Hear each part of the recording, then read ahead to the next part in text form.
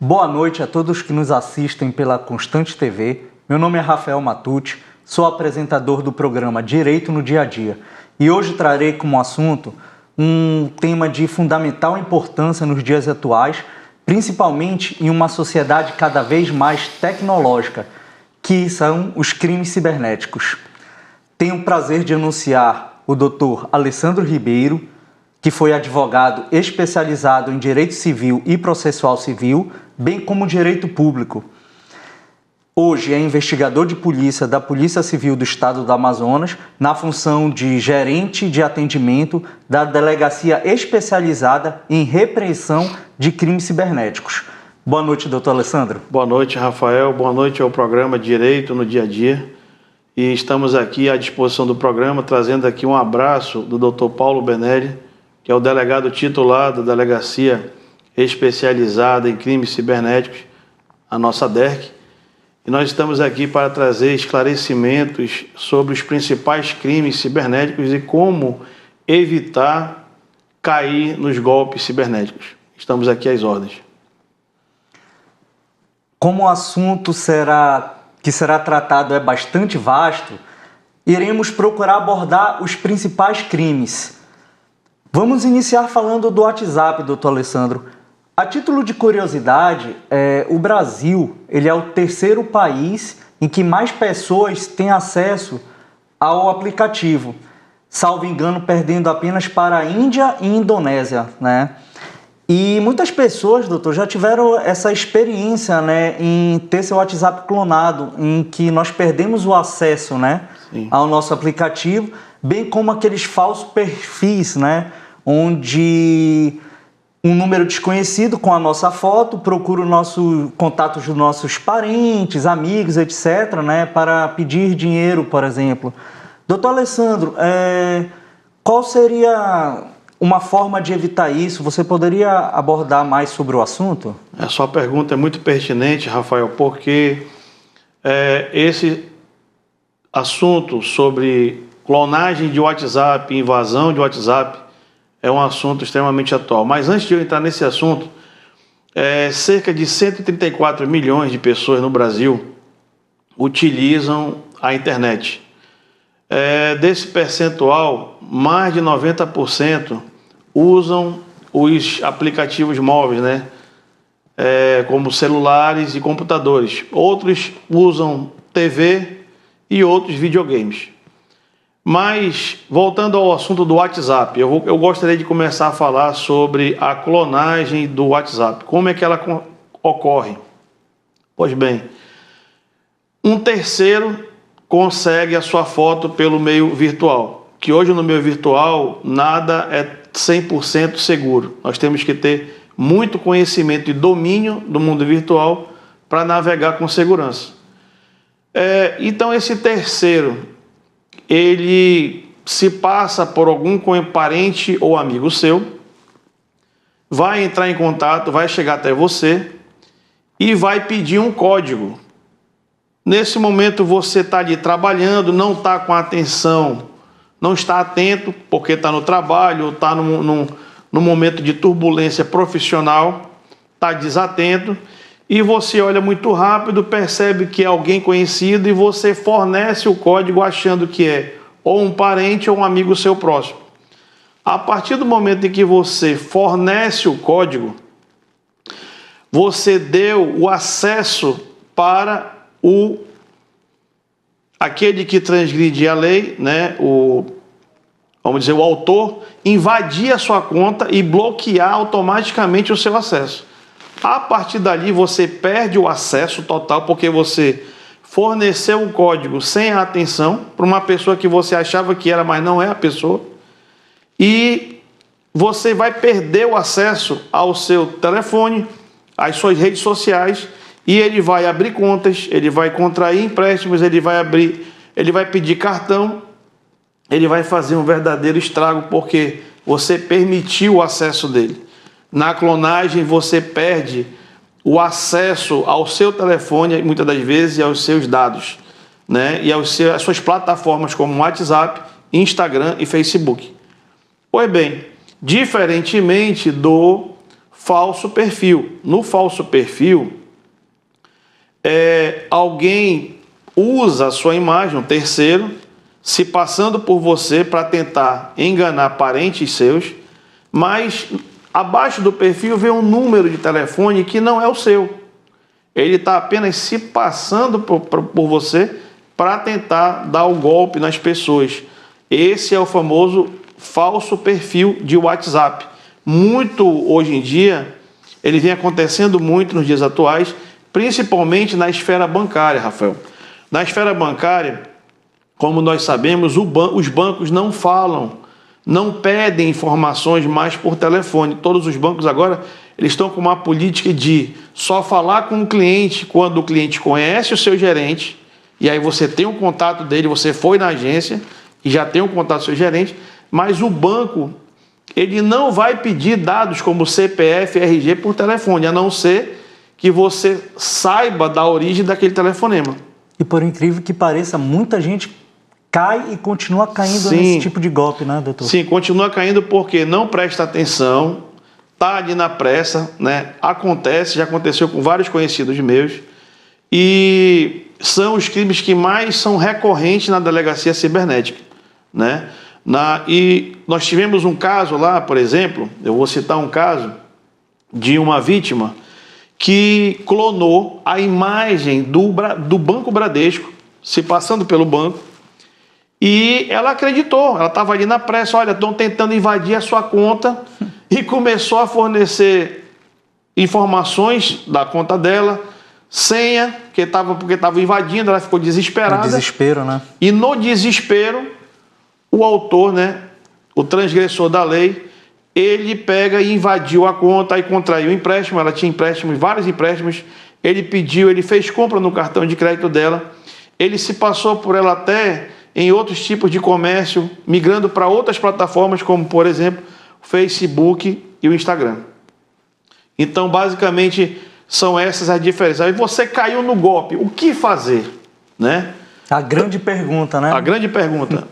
Tanto no WhatsApp, quanto no Facebook, quanto no Instagram, é preciso que você, quando percebeu, imediatamente printar o falso perfil, printar as conversas, né? E printar, se você estiver no ambiente de um computador, na barra de navegação, você copiar aquela URL que é o endereço eletrônico, porque a polícia vai proceder na investigação criminal através da URL, do número de telefone que está sendo usado, ou do link que a pessoa foi fornecido, porque o computador tem o IP, e o IP, como nós sabemos, é o famoso, vamos colocar assim, RG de identificação mundial de computadores. Então, Rafael, não tem mais condição de ninguém passar ileso na internet. Nós temos condições hoje de chegar até essa pessoa em qualquer lugar do Brasil e até do mundo. Logicamente que nós temos limitações não só de legislação, quando se aborda ou se passa da esfera nacional e passa para o campo internacional. Mas aí nós temos outras entidades que podem nos ajudar. Mas dizer hoje que a pessoa não vai ser localizada é uma afirmação que não é verdadeira, porque ninguém se esconde na internet mais hoje em dia, né? Então seria basicamente isso. Mas o que eu poderia falar ainda mais? A Meta, ela é a proprietária tanto do Instagram, como do WhatsApp, como do Facebook, né? Ela é a detentora dessas plataformas de comunicação. Quando há uma invasão, por exemplo, de WhatsApp, a pessoa teve a sua conta invadida.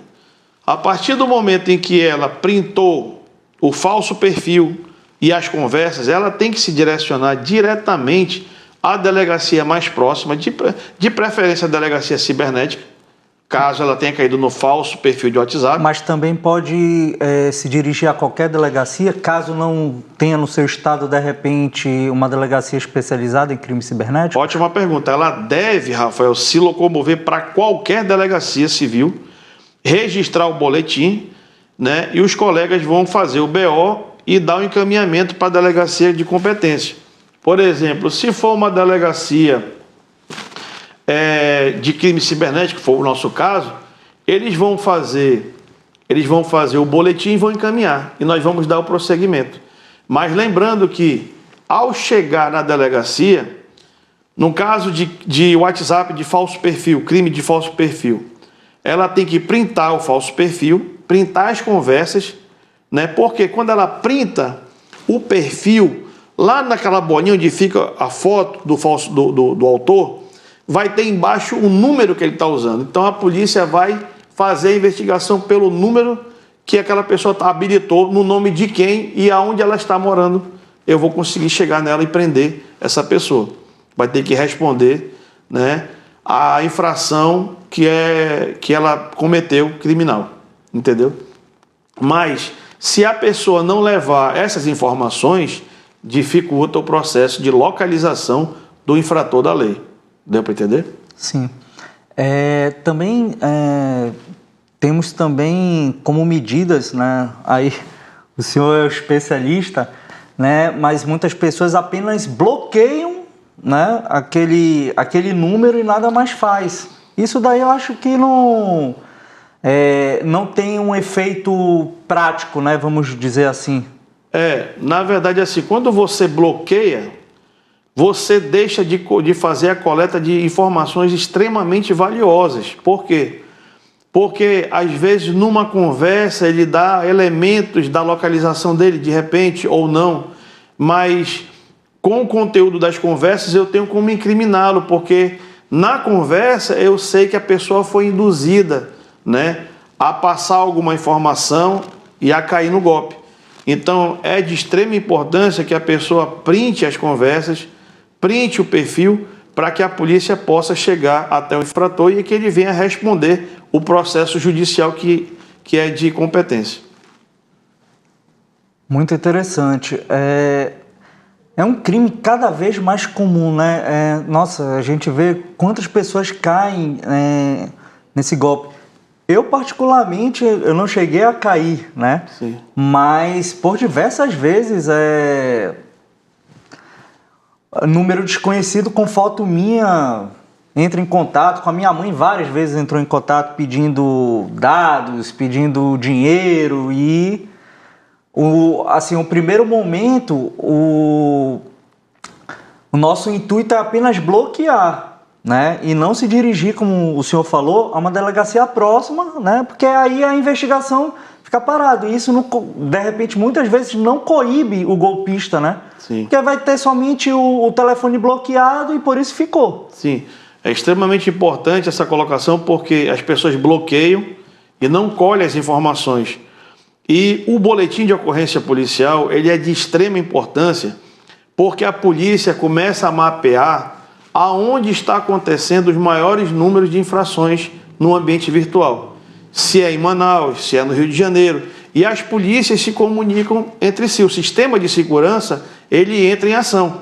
Então, se a vítima deixa de procurar a delegacia de polícia, isso dificulta o nosso mapeamento de onde estão acontecendo os principais crimes cibernéticos. E as pessoas ficam, né, sem responder por aquilo que fizeram, porque elas vão trazendo danos. Por exemplo, no caso da clonagem de WhatsApp, as pessoas são feitos empréstimos, são diversos danos que demoram um tempo de a pessoa se restabelecer. Então, se ela deixa de buscar os seus direitos, fica muito mais difícil ser reparado, a segurança agir de maneira mais imediata. E aí o crime cresce. E nós devemos combater o crime em todas as suas esferas. Aproveitando o que o senhor falou em relação aos dados, né? Então, observamos que a delegacia, né, elas são interligadas, né, no Brasil. O estado do Amazonas, vou colocar o senhor aqui em uma situação. Vamos dizer assim, o ranking de Manaus em relação aos crimes cibernéticos é grande em comparação com os outros estados? Bom, cada estado, Rafael, tem a sua peculiaridade. No mundo cibernético é um pouco difícil mensurar, mas com a frequência dos boletins de ocorrência, nós temos como saber aonde está ocorrendo o maior índice. Mas, como a gente tem acompanhado pelos noticiários, né, os jornais de grande especulação nacional, a gente observa que os maiores crimes estão acontecendo no estado de São Paulo, Rio de Janeiro, Ceará, né, Minas Gerais, são os maiores estados, né? São nesses estados e Manaus também. Mas nesses estados que eu te falei anteriormente, é onde ocorrem os maiores índices de golpes, de crimes cibernéticos, né? Mas, repetindo, é de extrema importância fazer o boletim, nunca trocar mensagens com pessoas que você não conheça, nunca informar código de segurança para quem você não tem certeza, observar, olhar com atenção para saber se o perfil que está mantendo contato é de quem você conhece, né? Não passar esse código para ninguém, a não ser que você tenha conhecimento, mas ninguém passa nenhum código para ninguém, entendeu? Código para quê? E um outro erro gravíssimo que a gente vem detectando nos boletins de ocorrência, que as próprias vítimas relatam, é que a gente observa a falta de cuidado, de atenção, né? E muitas das vezes, mais de uma pessoa tem acesso ao celular da vítima. Ah, o meu filho tem, o meu marido tem. Eu oriento a cada pessoa usar o seu celular. Se você tiver que emprestar o seu celular para alguém, empreste para alguém de segurança. Alguém que você confie. Porque muitas das vezes a pessoa que está próxima pode ser o golpista, pode ser o estelionatário, né? E o aparelho celular nosso é uma situação privativa. Você tem a sua senha. Por exemplo, no WhatsApp você tem que habilitar ele em 2 etapas de segurança, para que só você tenha a senha. Por exemplo, quando você habilita em 2 etapas de segurança, você gera o seu e-mail lá. Se você perder, você pode ir no seu e-mail e recuperar. E só você tem acesso ao seu WhatsApp, mais ninguém. Então, a partir do momento que você gerar essa privacidade em 2 etapas no WhatsApp, por exemplo, ninguém mais vai ter acesso a não ser você, e se você fornecer o código ou o PIN de acesso do WhatsApp. Que o WhatsApp, que é justamente aquela verificação em 2 etapas, né? Exatamente, verificação em 2 etapas de segurança, que isso vai dificultar o acesso de qualquer pessoa, e a pessoa, para acessar, ela vai ter que ter o seu código. Então, fica essa dica de habilitar o WhatsApp em 2 etapas por uma questão de extrema segurança. Muito interessante. E com isso nós encerramos o primeiro bloco. Voltamos ao segundo bloco de um assunto bastante atual, que são os crimes cibernéticos, né? E outro assunto bastante interessante, doutor Alessandro, é justamente o golpe de compras e vendas online, né? Como, por exemplo, Mercado Livre, OLX e afins. O senhor poderia explanar melhor sobre esse assunto? Esse também, Rafael, é um assunto extremamente delicado e muito recorrente na Delegacia de Crimes Cibernéticos. Nessas plataformas de OLX, Mercado Livre, Mercado Pago, as pessoas têm que saber navegar e conhecer essas ferramentas com profundidade, porque senão, com a praticidade da internet, as pessoas são levadas a uma falsa sensação que dominam a ferramenta, mas não dominam. Não tem conhecimento técnico para navegar. E por ser a internet um ambiente muito célere, muito rápido, as pessoas navegam de uma maneira assim, sem muito cuidado, né? Aconteceu um caso lá de uma vítima que ela estava querendo comprar alguns utensílios para a casa dela. E ela estava navegando, Rafael, na OLX. E ela achou alguns produtos e entrou em contato pelo chat, ou chat, que é em inglês. Esse chat é onde você conversa e negocia o produto, né? A vítima, o cliente, com a pessoa que quer vender o produto, ou o dono do produto. Pois bem, ela entrou em contato via WhatsApp, mensagem, mas ela começou a pesquisa no ambiente virtual, né, na OLX. E aí foi levada para o chat e começou a negociar sobre a compra dos produtos que ela estava interessada para sua casa. E aí, o estelionatário, né, que anda muito nessa seara aí, mas aí eu vou falar do autor, do transgressor da lei, que é o autor, disse que ela tinha que preencher uma ficha cadastral com os dados dela pessoal para poder fechar a venda. E aí, ao final, ele gerou um contrato para ela, né? E o contrato, geralmente você percebe que no contrato ali não tem um padrão, é fora de padrão, não tem logomarca, já dá indícios que tem alguma coisa errada. E aí ele falou: agora você passe o Pix que eu vou deixar esse produto na sua casa, né? Só que veja, nunca nós devemos passar o Pix antes de receber o produto. Essa é a primeira dica de segurança, né? Segundo lugar, nunca prestar informações para quem você não conhece que está do outro lado. Você não sabe nem onde a pessoa está. Em que lugar de Manaus ou do Brasil esse autor está. De repente o autor está, inclusive, até dentro de um presídio, vamos dizer assim. Perfeitamente, passando, né? Perfeitamente. Dentro de um presídio que é muito comum estar. E aí ela teve um prejuízo financeiro, passou vários Pixes, né? Agora, interessante, o nome do vendedor era, vamos supor, João Paulo. Aí ele passou uma chave Pix com o nome de Juliana de tal. Olha só, se eu estou te vendendo, olha outra dica, outro erro de ela não ter percebido ali. Quem está me vendendo está me passando uma chave Pix de uma outra pessoa. Não é o nome dele, não está estranho? Geralmente, por exemplo, quando você compra alguma coisa de alguém, está no nome da pessoa. Então é outra dica de segurança. E aí o que aconteceu? Ela começou a estranhar, mas finalizou, porque o interesse dela pela mercadoria era grande, a internet, né, e tudo, aquela facilidade de compra e aquela aflição. Pois bem, esperou alguns dias e não recebeu. Só que ela printou as conversas, printou o perfil de WhatsApp, ela foi esperta, e printou também os comprovantes do Pix para onde foi, porque essa pessoa que recebeu, ela também ela faz parte da autoria do crime, né? E quando depois a gente foi lá, porque a chave Pix foi um CPF e nós conseguimos, em alguns casos, a gente consegue localizar. Às vezes vem só o meio.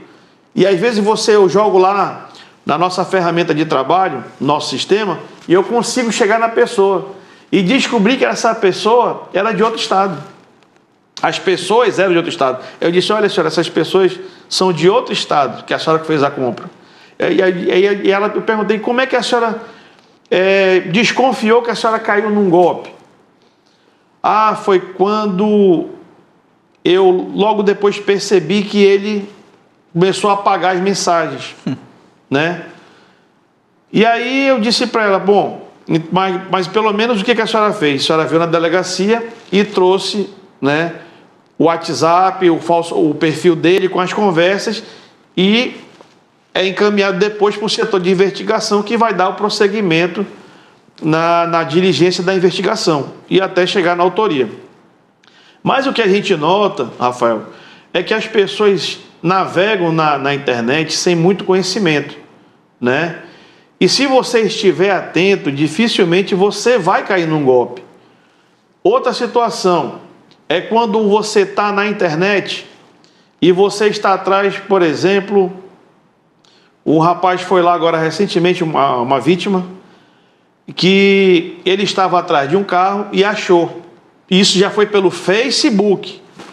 Aí foi para o chat. O estelionatário lá, o autor, mandou para ele que ele fornecesse todas as informações dele, nome, endereço, CPF, RG, dizendo ele que iria colocar no contrato também. e iria alugar um carro, que ele estava interessado em trabalhar, estava desempregado e queria alugar um carro para ele poder trabalhar. E aí, o autor do crime disse para ele o seguinte: olha, o senhor tem que dar uma entrada de 2.000 e poucos reais. Aí a vítima falou para ele: eu não tenho esse dinheiro, eu só tenho 800 reais, que eu estou desempregado. E aí, tá bom, então o senhor vai dar essa entrada, o senhor vai trabalhando no carro, né? Eles desenvolvem uma conversa bonita, uma conversa que realmente fascina, que a pessoa que está no momento de dificuldade também financeira acaba acreditando, né? Existe uma simulação, um ambiente que contribui para que a pessoa caia no golpe, né? E aí ele pegou e passou o Pix de um certo valor, de 800 reais. E aí ele pegou e o estelionatário mandou para ele o contrato. O contrato também todo fora da margem, não tinha timbre, né? Não tinha assinatura de 2 testemunhas. Ou seja, você de cara detectava, quem conhece o contrato, nós que somos do ramo do direito, sabe que um contrato tem logomarca, né, do empresário ali que está, ou da pessoa, ou da empresa que está vendendo o produto, tem assinatura de 2 testemunhas, vem todo bem formatado, não vem fora de margem, não vem com erros de português, e havia todos esses erros nitidamente ali. Aí eu perguntei para ele: em que momento foi que o senhor detectou que o senhor tinha caído num golpe? Aí ele virou para mim: foi quando logo em seguida ele começou a pagar e não me responder mais. E aí eu percebi que eu estava diante de um golpe e já era tarde demais. Ou seja, você vê que a pessoa é pega numa situação de um golpe cibernético quando ela não está na vigilância. Ela geralmente está no trabalho, ela está cuidando de alguém, ela está cuidando de algum assunto pessoal e ela se descuida, né, no cuidado que se deve ter ali naquele momento. E aí também que o estelionatário, né, ele se aproveita, né, da fragilidade emocional. E aí que ele entra, e aí que começa o golpe, né? Ele se aproveita desse estágio e... É verdade. O estelionatário, o crime de estelionato é aquele crime que alguém se passa, ou por você ou por terceiro, com uma obtenção de alguma coisa patrimonial, geralmente é financeira, né? Uma vantagem patrimonial ilícita, né? Mas, continuando com esse tema da parte de compras eletrônicas, chamados e-commerce, é preciso ter um cuidado, porque quando você está procurando, muitas das vezes, às vezes eles mandam um link para você acessar o link. Ou seja, primeira dica de segurança dessa situação: não acesse link que você não conheça. Não forneça seus dados para ninguém que você não tenha certeza, né? Na dúvida, não faça compra.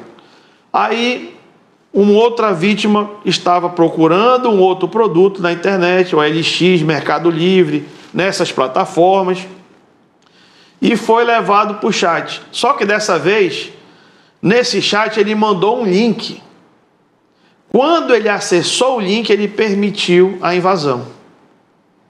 Está entendendo? Ou seja, como é que você vai abrir um link que você não conhece?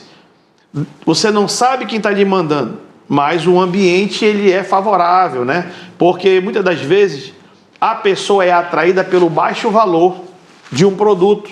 Vejamos, um iPhone, né, é um produto caro, não é um produto barato. Mas na internet, no mundo virtual, um aparelho que custa 10 mil, lá você compra por 1.000, 2.000. Ou seja, já está estranho, né, Rafael, a compra de um aparelho desse. Então as pessoas, se tiverem que comprar algum produto, comprar em sites confiáveis, primeiramente, ou, na dúvida, não tem segurança em comprar no ambiente virtual, vá numa loja de referência, comprando com nota fiscal, né? Que você vai ter depois até como reparar. Por exemplo, se você vai numa loja aqui de Manaus que vende um produto, uma loja de renome, qualquer falha que der no aparelho, com a nota fiscal você vai ter a garantia para trocar o aparelho. Ou seja, é uma segurança do consumidor, aí vem o direito do consumidor, né, para amparar os direitos desse consumidor, dessa vítima que foi lesada, né? Agora, quando você compra num ambiente virtual que você não conhece, você não vai ter nem nota fiscal.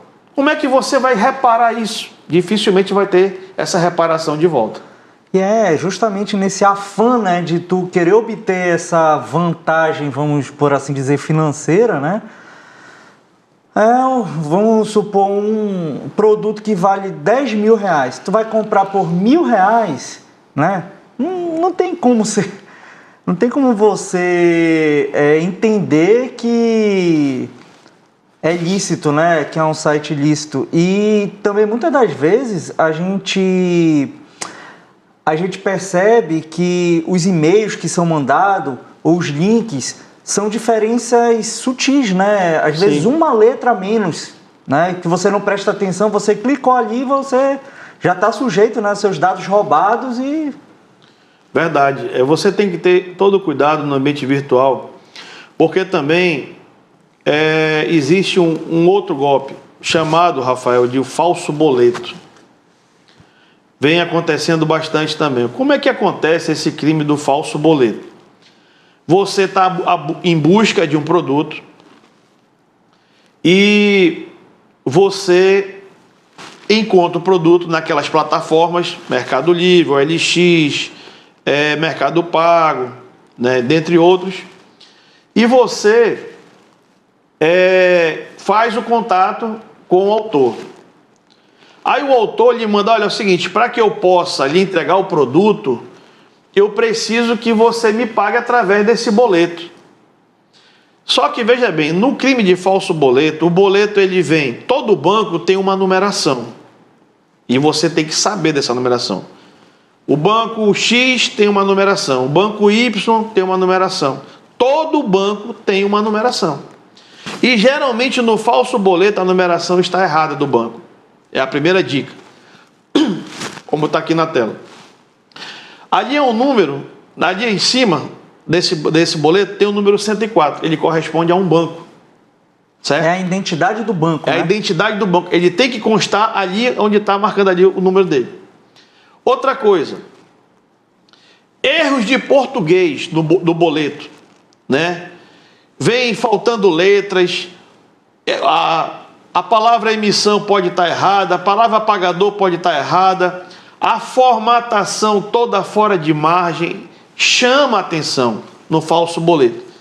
E aí você, para consultar essa numeração, você tem que entrar, por exemplo, na www.febraban.org.br associados/utilitários/bancos.asp, né? Que é o link que é para saber qual é o banco que faz parte do boleto. Ele dá toda a numeração dos todos os bancos, né? Têm a sua numeração. Se a numeração não constar, não bater com o do banco, já tem algo errado. Se tiver erro de português, piorou, né? Então você tem que estar atento, porque você pode pagar um boleto e perder o dinheiro que você tanto precisa. Entende? Então essa é uma outra dica de segurança. Ter cuidado com os erros de português, a formatação e com a numeração do banco, que você não vai cair no golpe. Às vezes o erro é até aparente, né? Mas como eu falei, às vezes é uma letra só. Então, se você não estiver atento, você cai no golpe mesmo, né? Exatamente. Outra coisa que acontece, por exemplo, no falso e-mail. Eu quero voltar a falar do falso e-mail. O e-mail ele tem um padrão. Por exemplo, www.fulandetal.gmail.com, né? Tem uma terminologia conhecida. Vamos supor que você, Rafael, está fazendo uma compra no Mercado Livre. O Mercado Livre tem um domínio. Ele tem lá o seu www.mercadolivre.com.br, né? Geralmente vamos colocar esse exemplo. No falso e-mail, ele vem assim, ó. Ele vem com Mercados Livre. Ele não vem com o nome correto, já vem com o nome errado, né? Erro também de português. O domínio dele não é .com, é .tx alguma coisa. Então, quando você conhece o mundo virtual, quando você conhece a internet, quando você conhece sobre boleto, sobre e-mail, sabe como navegar, você dificilmente vai cair no golpe, né? Então, se as pessoas não têm essa orientação, como nós estamos fazendo aqui, de extrema relevância, elas vão cair no golpe. Mas se cair, procurar a delegacia de polícia, printar as conversas, para que a polícia possa ver qual foi o link que foi mandado, né, qual foi o telefone que foi usado para poder chegar até o autor. Outra coisa bastante interessante que eu percebo nos dias atuais é justamente no Instagram que perfis famosos, né, a inteligência artificial, eles criam, né, te vendendo um produto, você não vai lá no site oficial e clica, né, clica no perfil que foi patrocinado, aí você cai no golpe, né?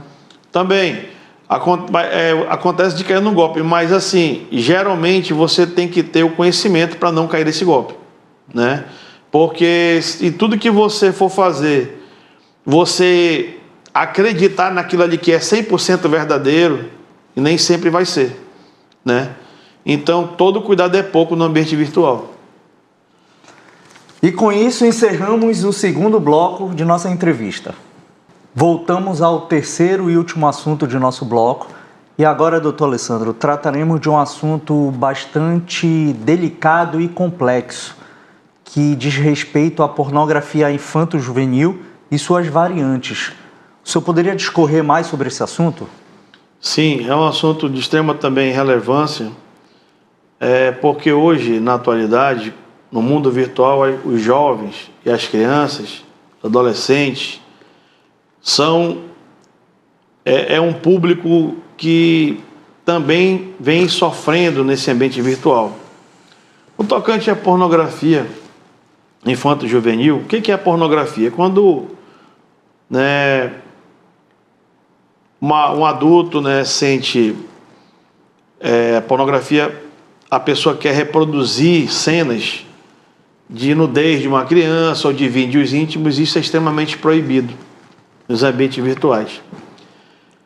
Análogo a esse crime, nós temos também a pedofilia, que é a atração de um adulto por uma criança. E como é que isso vem acontecendo no ambiente virtual, no tocante à pedofilia, por exemplo, que é uma das variantes aí? A pedofilia, ela acontece geralmente com as crianças em relação a joguinhos. Nós temos um jogo chamado Discover, temos um outro chamado Epic Game e temos um atualmente que está dando um problema ou outro chamado de Tigrinho, né? Temos informações que estaria trazendo alguns problemas.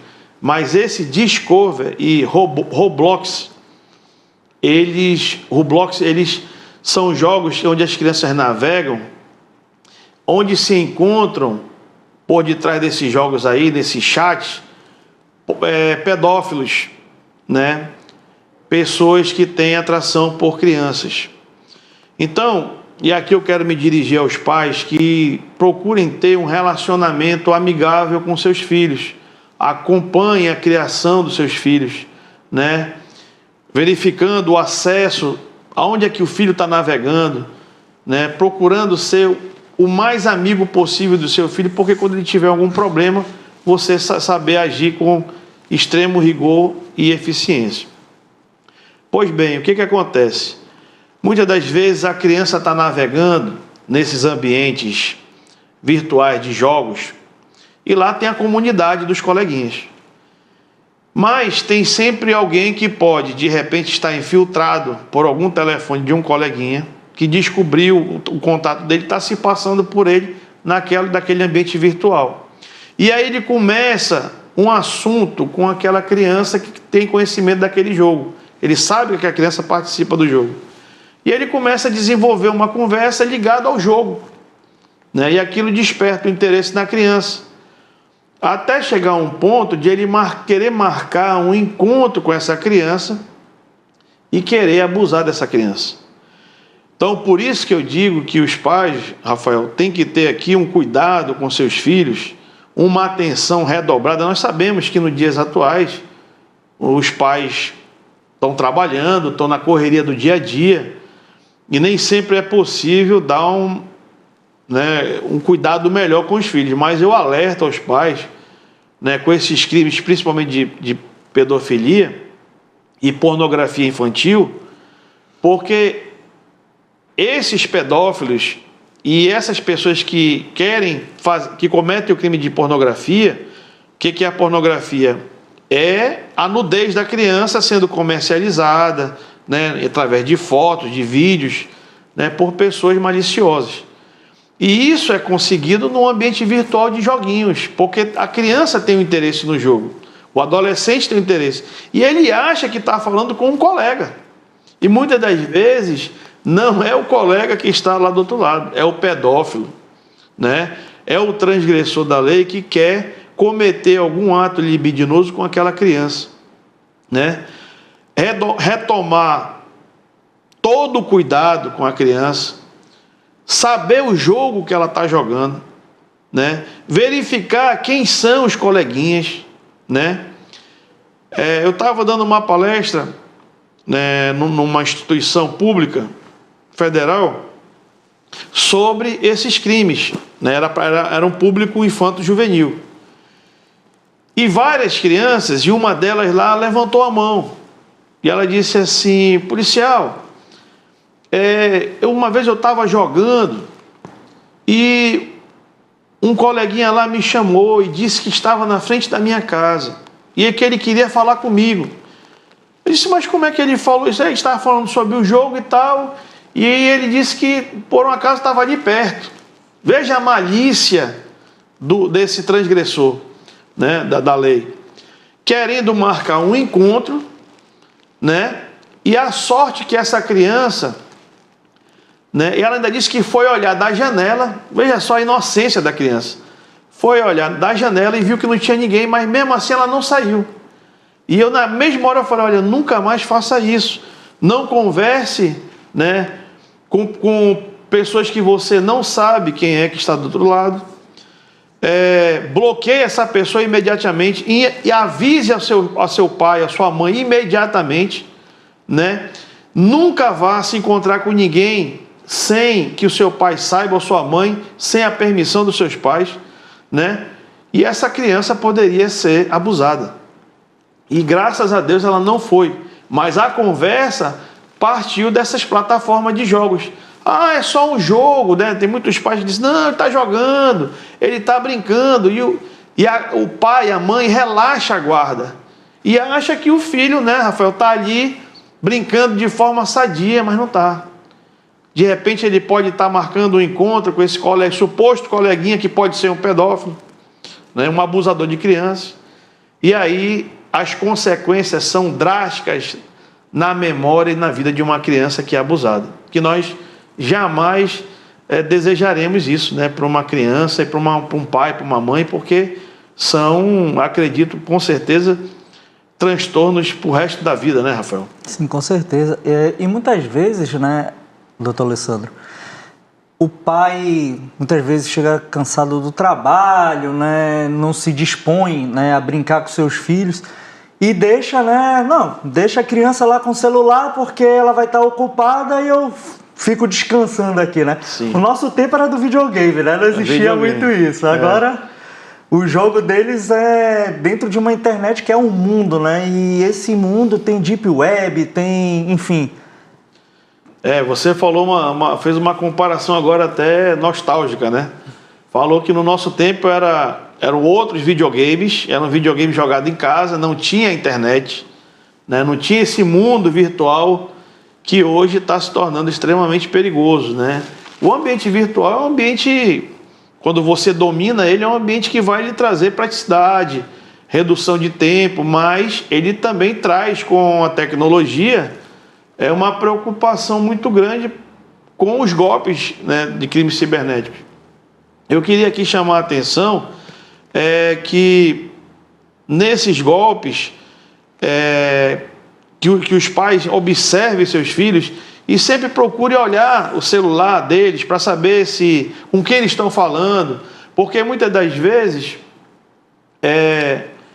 a criança ela está falando com a pessoa e o pai está achando que é colega, como eu estou falando, eu estou reforçando essa tese. Mas não custa nada o pai verificar, né? Verificar a conversa de WhatsApp, que eles se comunicam muito pelo WhatsApp, verificar se a conversa está dentro de uma normalidade, tá entendendo? Para que a criança não venha a ter nenhum problema, né? Nesses crimes cibernéticos que envolvem a pornografia infanto-juvenil e também o que tem acontecido muito nas escolas públicas daqui da nossa cidade. Nas palestras, muitos jovens estão criando grupos de WhatsApp. Um deles é chamado, salvo engano, de confidências, né? E são grupos criados para atacar professores, né? São grupos criados para até supostamente para venda de drogas em alguns casos, né? Supostamente, né? Isso são relatos de alguns professores, ou para atacar a honra de uma professora, né? Ou de até mesmo de um aluno. E aí nós vamos entrar na esteira do bullying e do cyberbullying. O bullying é quando você está denegrindo a imagem de alguém, expondo a imagem de alguém, apelidando a pessoa, constrangindo a pessoa. E o cyberbullying é você fazer tudo isso no ambiente virtual, que também é crime, né? Então nós devemos ter também esse outro cuidado, né? Redobrar a atenção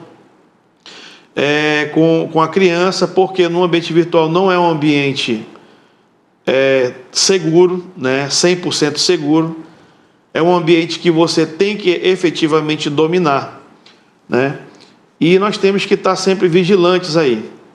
Então, basicamente, seria essa situação aí da parte virtual. O cuidado com esses joguinhos eletrônicos, porque nesses chats são onde se encontram os grandes pedófilos ali, as pessoas que querem os tráficos de droga, também circula esse ambiente infanto-juvenil, entendeu?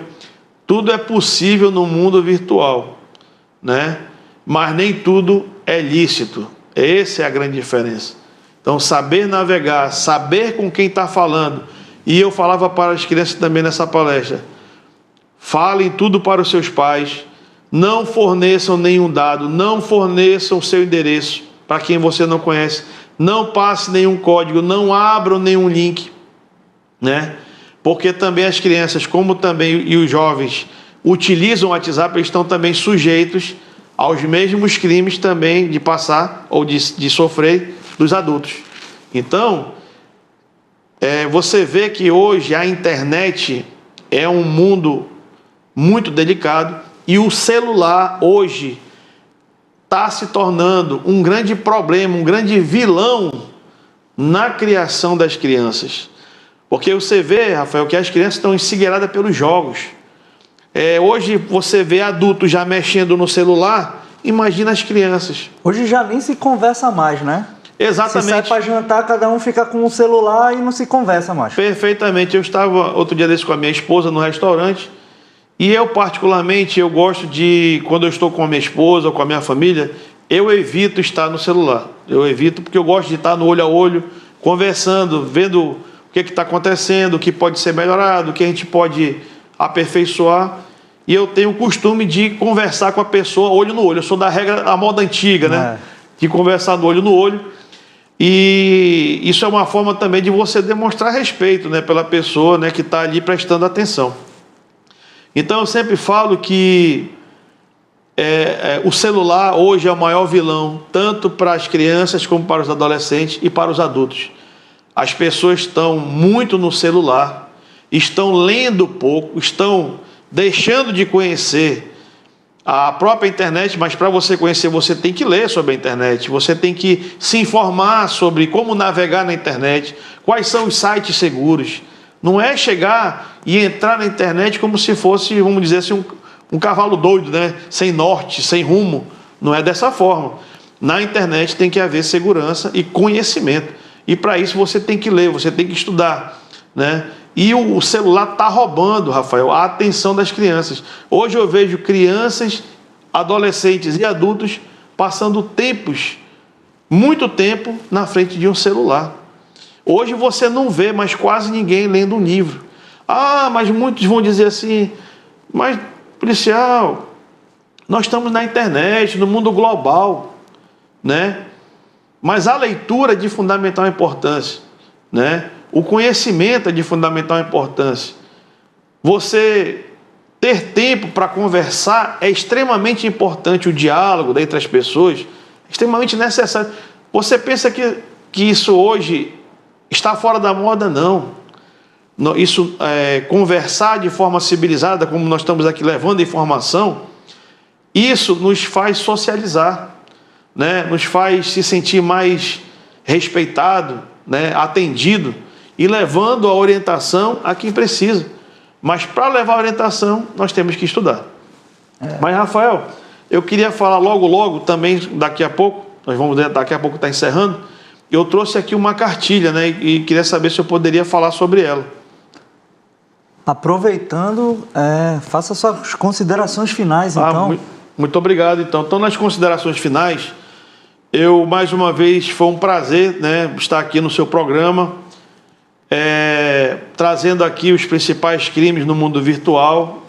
Nós estamos ali na Delegacia Cibernética sempre para atender a população, as vítimas, né? O doutor Paulo Benelli, que é o delegado titular da Delegacia Cibernética, mandou um grande abraço. Nós estamos aqui representando neste ato a delegacia. E transmita nossos abraços a ele também. Transmitirei sim. Nós estamos aqui trazendo uma pequena cartilha com várias orientações que pode estar sendo propagada pelo programa, nas redes sociais. E eu queria chamar a atenção nessa parte final dessa cartilha aqui, desse panfleto. Caso tenha enviado um código ou acesso a algum link, se você caiu no golpe do WhatsApp, existe aqui, você vai para o suporte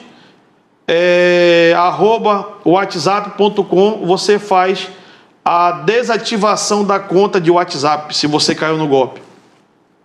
Se você teve algum problema nas plataformas de Instagram e Facebook, você vai entrar pelo Instagram Hacked e fazer a sua manifestação do que está acontecendo. Facebook Hacked e Instagram Hacked. Então, ou seja, aqui eu trago nesse pequeno panfleto orientações para aqueles que evitarem de cair no golpe, e aqueles que caírem no golpe vão ter orientações preciosas aqui para poder reaver a sua conta de WhatsApp, a sua conta de Instagram e de Facebook. E nós estaremos sempre à disposição na Delegacia Cibernética para atender as pessoas que sofreram suas lesões, né, no ambiente virtual, nos crimes virtuais, né, com o maior prazer e atenção que a população da nossa cidade merece, né? Nós estamos ali para prestar o nosso serviço e foi um prazer muito grande fazer parte do seu programa Direito no Dia a Dia, levando informações de como evitar a cair nos principais crimes cibernéticos, nos principais golpes, e se cair, como proceder. Vamos deixar essa cartilha para que possa ser divulgado, né, para toda a sociedade. Entrego em suas mãos. Obrigado, Alessandro. Nós do programa Direito no Dia a Dia que temos a satisfação de receber o senhor com um assunto extremamente, como eu falei no começo do programa, atual, né? Principalmente na nossa sociedade em que cada vez mais é tecnológica, né? E em nome do pastor Jorge Max eu quero lhe saudar, né? E deixar um grande abraço fraterno. E com isso, né, nós estamos encerrando o nosso terceiro e último bloco.